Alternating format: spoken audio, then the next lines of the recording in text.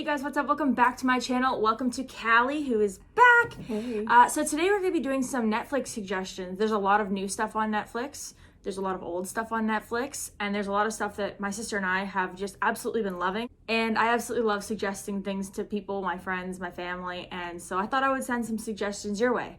And yeah, without further ado. All right, so first on the docket, we've got You. Now, this has been running for 2 seasons. It's got a third one coming out later this year. Pretty much what it's about is this guy, he's a stalker. He stalks pretty girls and he makes them fall for him and then does everything in his power to hurt the people who that girl loves.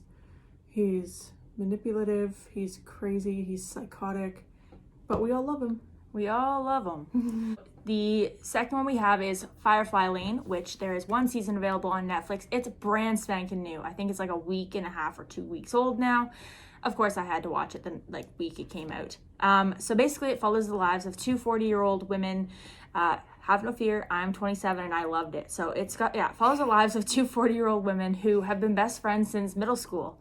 And it kind of follows how life, love, and life experience kind of affects their lives as they grow up. So Firefly Lane is the street in which they both lived on, and therefore they became best friends because they were next door neighbors. Like by default. Yeah, like it's like when all else fails, look at the neighbor, right? So very good show though. I really, really enjoyed it. Number 3, this show is very near and dear to my heart. This Is Us. It's sad, it's funny, it's happy, it's all kinds of emotions. It's pretty much just about a family who is still kind of reeling from the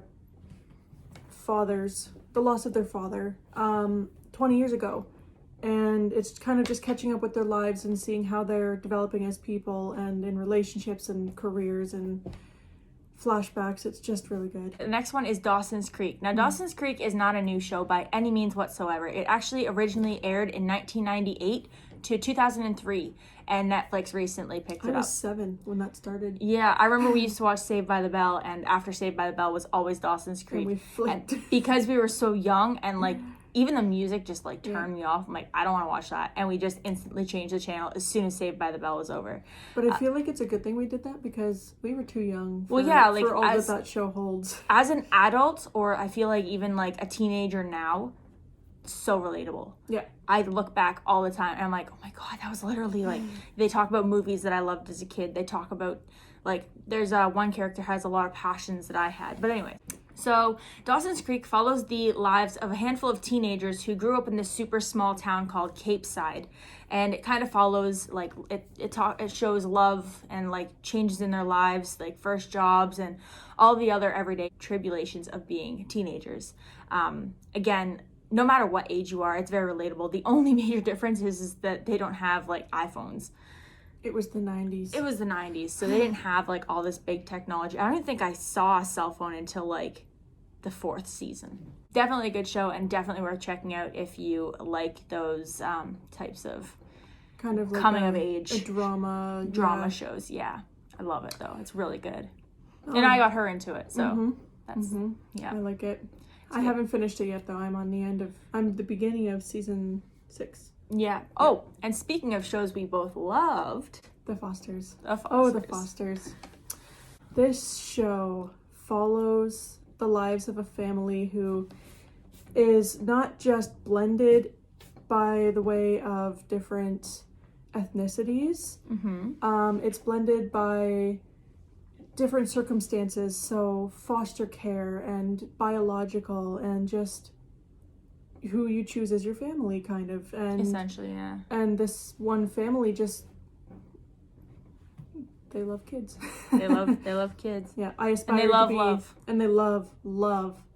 No, they take in a few kids who were in the foster system and kind of had no hope, and they turn them around for the better. So yeah, it's a very good show. It's a very loving family, and it's got a great support system, great support community around the show itself. Yeah, and it definitely good cause. And it definitely sheds light on a lot of things that are not talked about enough. Yeah. It's got, without spoiling anything, obviously adoption's the really big one, Yeah. and about the dark secrets behind the foster care system. Yeah, it talks about like the brutality that some of the kids go through and being, you know, aging out of the system and what things happens like to that. them, and it's a really, really good show. And I feel like, as someone who has no actual ties to the system, I feel like it's very educational. Yes, it definitely opens your eyes. Yeah. Yeah. So the sixth show I'm going to talk to you guys about is, again, not new whatsoever, but Shadowhunters. It's such a good show. So it's got 3.5 seasons available. 1, 2, 3, and 3B. Yeah, exactly. The Shadowhunters show is based on the Cassandra Clare novels, and basically we are following the life of Clary, she's a Shadowhunter, and she didn't know it until her 18th birthday. And so now we're trying to follow her life as she's learning to be a Shadowhunter, and her mother has been kidnapped.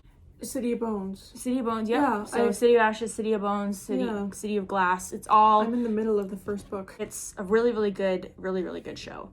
I thoroughly enjoyed it. They did attempt to do a movie series before the TV series came out, but the movie didn't pick up. But yeah, so the TV series, it's got everything that you can imagine from the like bump in the night idea of characters. So we've got werewolves, we've got vampires, we've got Shadowhunters, we've got like pixies, all of it. It's all kind of there. So next we've got Sweet Magnolias. So this show only has 1 season airing right now. I fell in love. I did. It's about a newly divorced woman who she's trying to tackle being a single mom, running a new business with her friends, meeting friends, making relationships, things like that. Just a kind of everyday storybook kind of loves. And Right.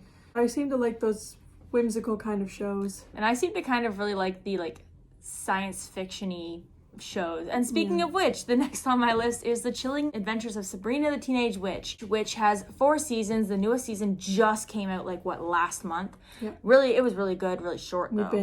We binged. I definitely finished it in like 2 days.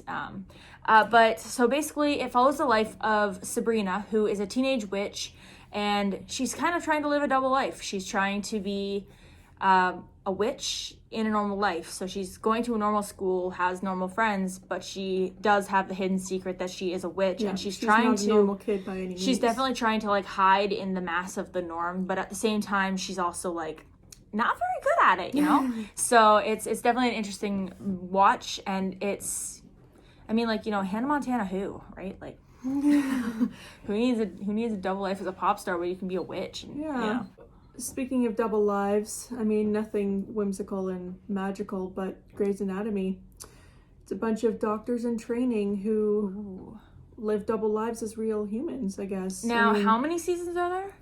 well, on Netflix, there are 16. Not on Netflix. It's going to be really hard to binge I think that. there's like, I honestly don't even know. I lost count. It kind of follows Meredith Grey and her the legacy that she has to live up to for her mother. It's just so good. There's a lot of drama, there's a lot of trauma, there's a lot of adventure, there's just everything, and a lot of things that you think wouldn't really happen in the ER, but they happen. Well, it's kind of like one of those things, if it'll happen in real life, it can happen in the ER, right? Yeah. You try to picture what would happen in real life if it was to happen. But you have to think about it. Every doctor, every nurse has like a life behind the scrubs, right? Yeah. And they try to focus on those lives while working in the hospital and pulling double and triple shifts, and it's just, I don't know how they would do it. But speaking of dramas, we've got Shameless from the USA. There is 10 seasons online. The 10th season literally came out at the beginning of the week. Depending on when you're watching this, it might be last week. But it basically follows the lives of the Gallaghers, and they basically have very problematic parents, to say the very, very, very least. Which in turn leads to problematic kids. And they're kind of growing up in like poverty type.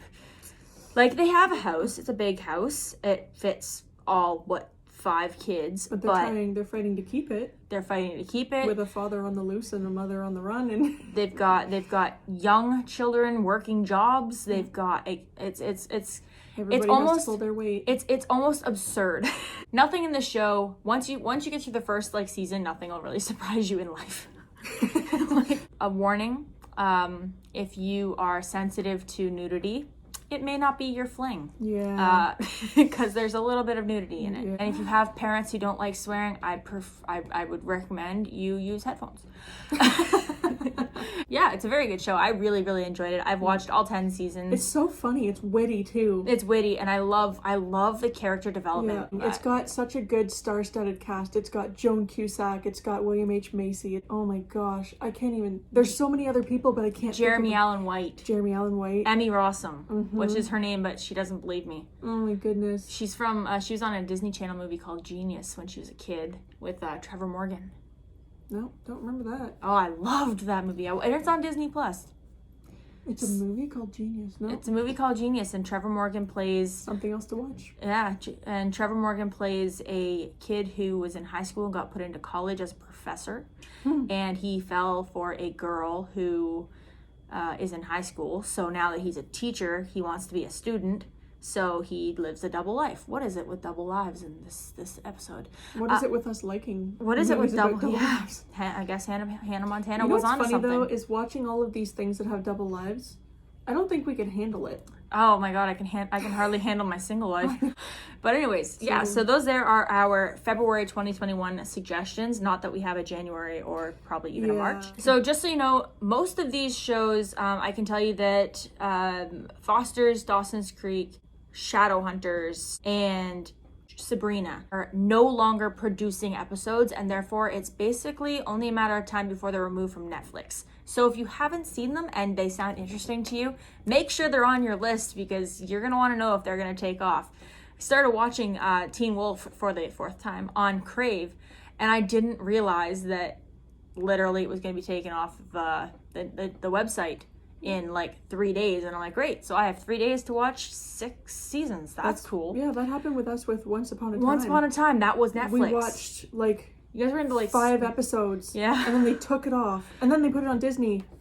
Thank God, they literally put it on Disney like the next day. Anyways, I hope you guys enjoyed this video. If you did, make sure you leave a thumbs up. If you guys have seen any of these, make sure you leave comments about them down below, because like I said, I don't like to watch shows unless they've been suggested to me, because, you know, it's rough. Like, I actually, even Firefly Lane, I got the suggestion off the radio. And don't forget, before you leave, to subscribe if you haven't already, and we will see you next week with another video. Bye!